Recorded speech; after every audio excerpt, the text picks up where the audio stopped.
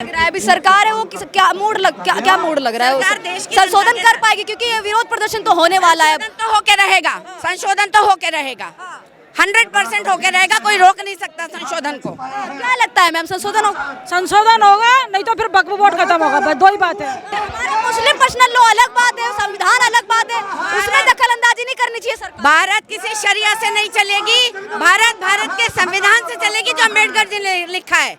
भारत पूरा धर्म पूरी जातियां सिर्फ संविधान से चलेंगी, कोई शरिया से भारत में नहीं शरिया चलानी है पाकिस्तान में चलाएं, बहुत सारे मुस्लिम कंट्री है वहाँ चलाएं शरिया से। भारत शरिया से नहीं चलेगी, भारत के संविधान से चलेगी।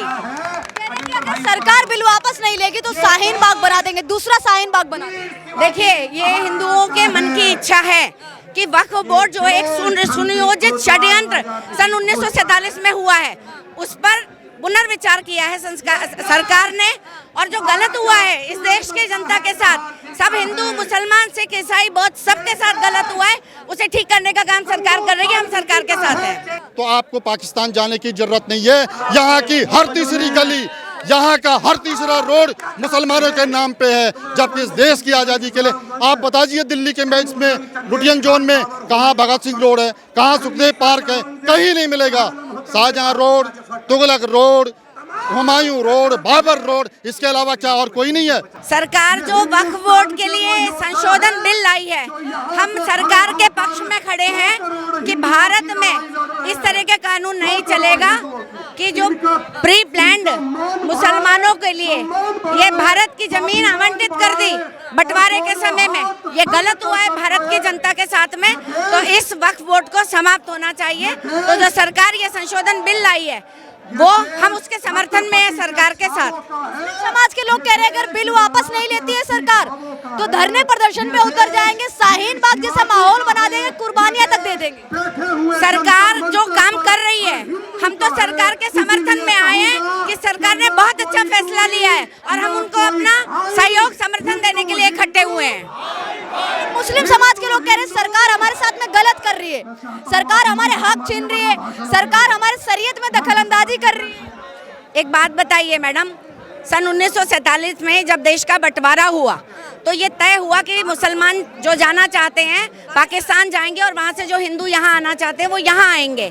ये क्या हुआ कि सारे यहाँ से जाने वाले मुसलमान अपनी ज़मीनें जो हिंदुओं की थी, क्योंकि ये हिंदुओं के लिए छोड़ा गया था, वो अपनी ज़मीनें वक्फ बोर्ड के नाम कर गए, और हमारे हिंदू जो लौट के आए हैं, हमारे हिंदुओं की जगह तो वहाँ छूटी रह गई, तो वो तो वहाँ जाके बस गए। हमारे हिंदुओं को जगह कहाँ मिली? वो वक्फ बोर्ड को चली गई, तो वो जमीन वापस होनी चाहिए।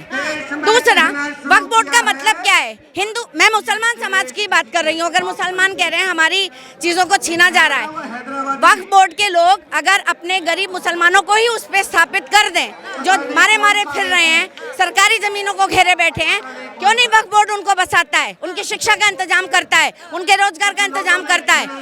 आज देश में तीसरे नंबर पर सबसे बड़ी संस्था है वक्फ बोर्ड, जिसके पास देश की सबसे ज्यादा जमीन है, तो ये होना चाहिए। सरकार ठीक कर रही है। कह रहे हैं कि इसके जरिए मुसलमानों की जमीन छीन ली जाएगी, मदरसे छीन लिए जाएंगे, उनकी मस्जिदें छीन ली जाएंगी। सरकार है वो कहीं ना कहीं मुस्लिमों में लगातार अत्याचार कर रही है। जो वक्फ बोर्ड के लिए नियम है वो हिंदुओं का तो कोई ऐसा बोर्ड नहीं है, तो जो हिंदुओं के साथ है वही यहाँ पे, इसीलिए कहते हैं नागरिक संशोधन बिल जो हमारा है, एक समान नागरिक संहिता लागू होनी चाहिए। सबके अधिकार, चाहे हिंदू हो चाहे मुसलमान हो, सबके अधिकार बराबर होने चाहिए। भारत में शरिया क्यों चलेगी? ये भारत है, ये एक सेकुलर राज्य है, यहाँ शरिया क्यों चलेगी? हमारे मुस्लिम पर्सनल लॉ अलग बात है, संविधान अलग बात है, उसमें दखल अंदाजी नहीं करनी चाहिए सरकार। भारत किसी शरिया से नहीं चलेगी, भारत के संविधान से चलेगी जो अम्बेडकर जी ने लिखा है। भारत पूरा धर्म पूरी जातियां सिर्फ संविधान से चलेंगी, कोई शरिया से भारत में नहीं शरिया चलानी है पाकिस्तान में चलाएं, बहुत सारे मुस्लिम कंट्री है वहाँ चलाएं शरिया से। भारत शरिया से नहीं चलेगी, भारत के संविधान से चलेगी। अगर सरकार बिल वापस नहीं लेगी तो शाहीन बाग बना देंगे, दूसरा शाहीन बाग बना देंगे। देखिए ये हिंदुओं के मन की इच्छा है कि वक्फ बोर्ड जो एक सुनियोजित षड्यंत्र सन 1947 में हुआ है उस पर पुनर्विचार किया है सरकार ने, और जो गलत हुआ है इस देश की जनता के साथ, सब हिंदू मुसलमान सिख ईसाई बौद्ध सबके साथ गलत हुआ है, उसे ठीक करने का काम सरकार कर रही है। हम सरकार के साथ हैं। राहुल गांधी हो गए, कई ऐसे नेता विपक्ष के, वो भी कह रहे हैं कि गलत है, इनकी दखलंदाजी क्यों करने इनके Muslim personal vote. Rahul Gandhi madam vote की राजनीति करते हैं, उन्हें भारत से मतलब नहीं है, उन्हें केवल वोट बैंक की राजनीति करनी है। इसलिए सरकार देश के हित में जो भी काम करेगी हम उसके साथ हैं। वक्फ बोर्ड में संशोधन हो जाता है तो आम मुस्लिमों को क्या फायदा होने वाला है? मुसलमानों को बहुत फायदा होने वाला है। जो गरीब मुसलमान है, आज की तारीख में सरकार ने जितनी भी लाभार्थी योजनाएं बनाई है उसमें मैक्सिमम लाभ मुसलमानों को हो रहा है। तो अगर वक्फ बोर्ड संशोधन होता है, जो जमीन सरकार के पास आएगी वो सब हिंदू मुस्लिमों के काम आएगी, वो खाली हिंदुओं के काम तो नहीं आने वाली है ना, वो मुसलमानों के भी काम आएगी। तो इसीलिए ये गुमराह करने की कोशिश है कि हम मुसलमानों के खिलाफ हैं। हम उस नीतियों के खिलाफ हैं जो हिंदू विरोधी हैं देश में।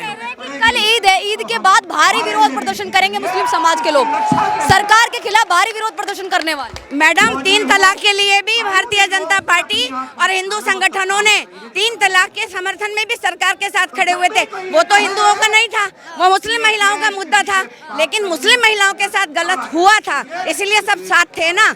यहाँ हिंदू मुस्लिम की बात ही नहीं हो रही है, वहाँ हो रही है, यहाँ बात हो रही है भारत के आम नागरिकों के अधिकार की।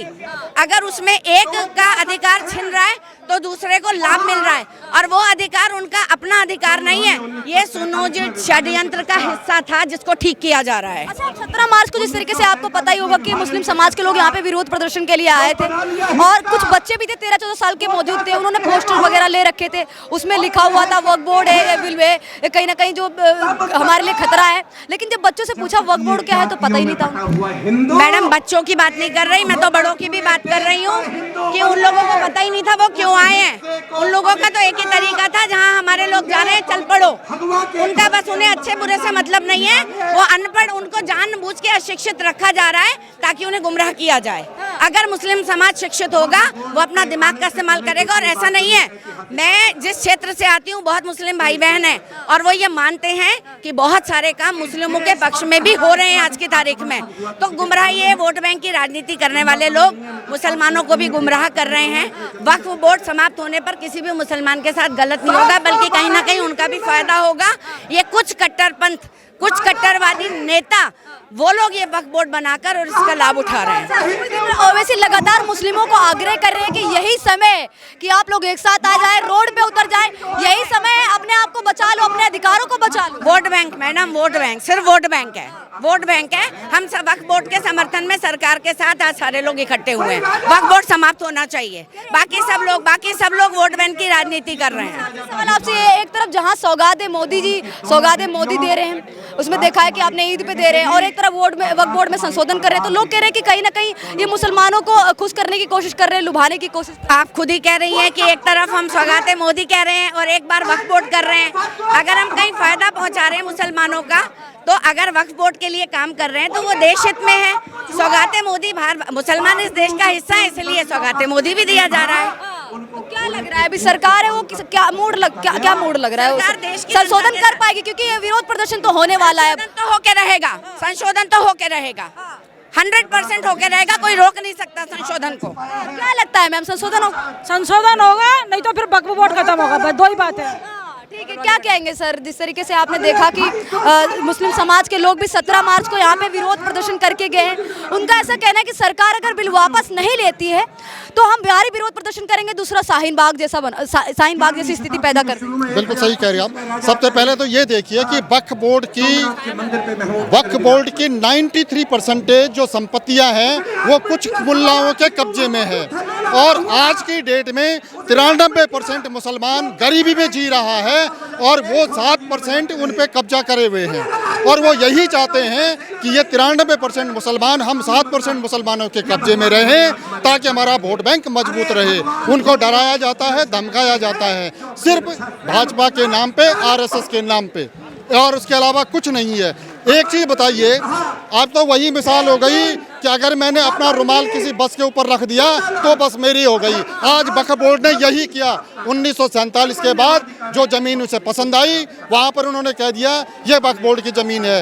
आज की डेट में भी आप अगर कहीं चले जाओ, पहले वहाँ पर एक नीला कपड़ा हरा कपड़ा बांधा जाएगा, 2 दिन बाद वहाँ पे धूप बत्ती जलाई जाएगी और तीसरे दिन मजार, और फिर कह देंगे ये तो बहुत पुरातन है, बहुत पुरातन की है। और हम हिंदू, मैं गर्व से कहता हूँ, हम में से आधे से ज़्यादा हिंदू गद्दार हैं जो उन मस्जिदों और मंदिरों में मत्था टेकने जाते हैं, अपने मंदिरों में नहीं जाते हैं। आज हम इसी के लिए ये आक्रोश है, ये वो नहीं है कि ये वक्फ बोर्ड क्या हुआ।